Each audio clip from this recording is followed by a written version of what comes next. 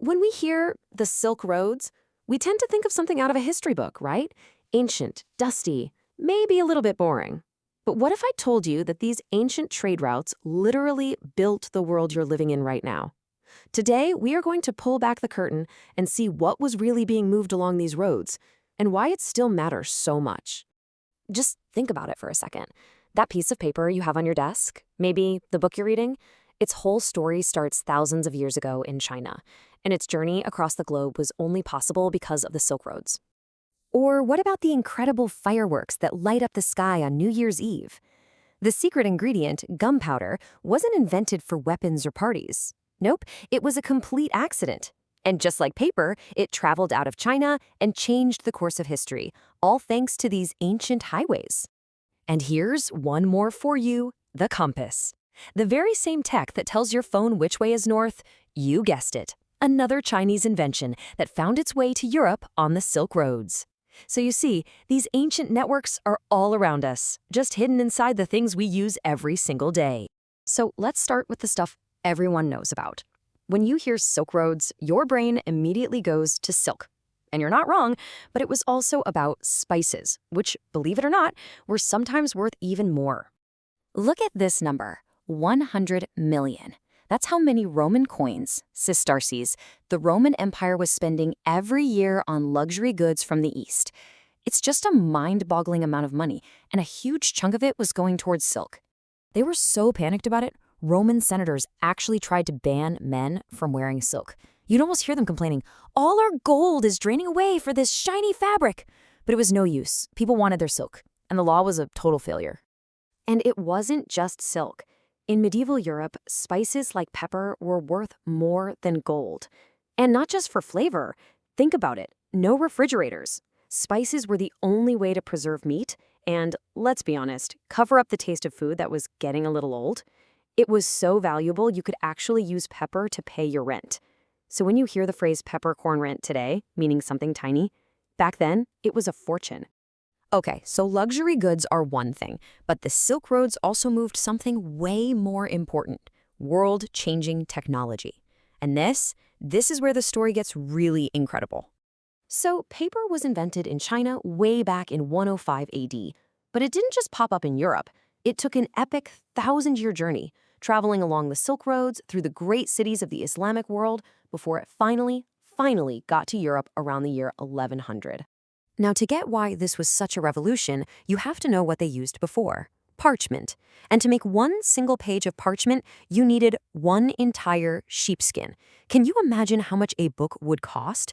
But paper, made from cheap plant pulp, changed everything. Suddenly, writing was affordable. That meant more books, more people learning to read, and eventually it leads to the printing press, the Renaissance, pretty much our entire modern world. And that's not all. Gunpowder, discovered by accident in China by alchemists who were actually trying to make a potion for eternal life. Well, they didn't find immortality, but they did find explosions. And that technology eventually brought the age of knights and castles to a fiery end. And then you have the compass, which let European sailors navigate the vast oceans, leading directly to the age of exploration and guys like Columbus. But hold on, trade is always a two-way street. We know the West was desperate for silk and spices, but what did the East want? What could possibly be so valuable that China would trade away its most guarded secrets for it? Well, the answer might surprise you. It was horses, specifically these amazing Fergana horses from Central Asia.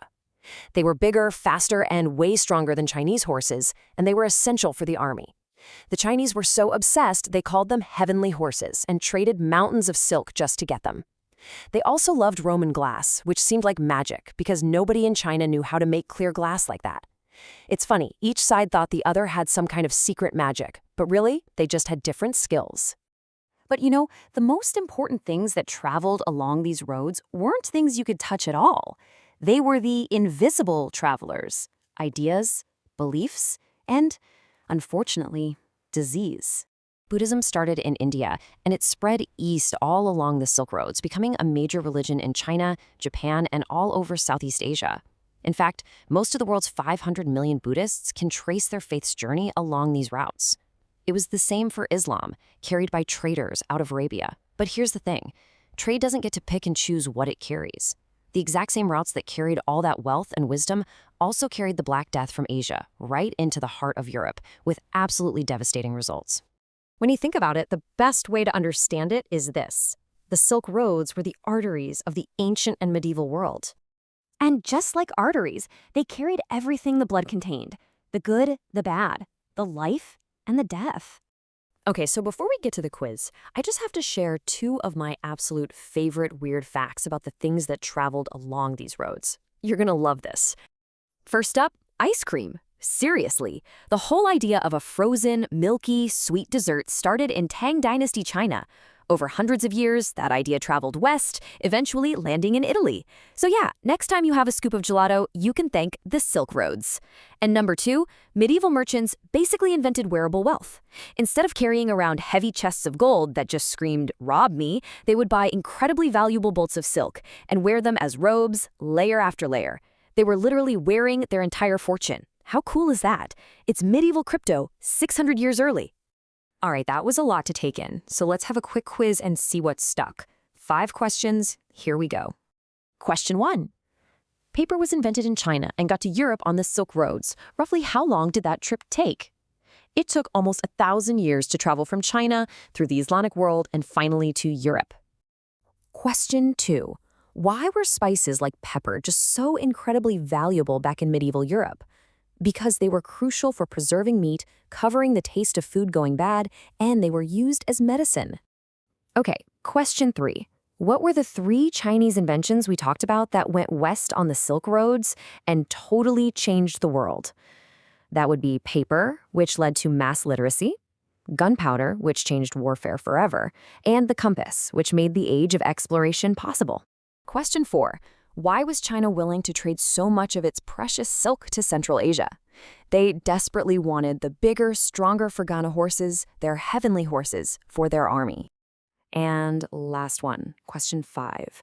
Besides all the physical stuff, what were the 2 most significant invisible things that traveled along the Silk Roads?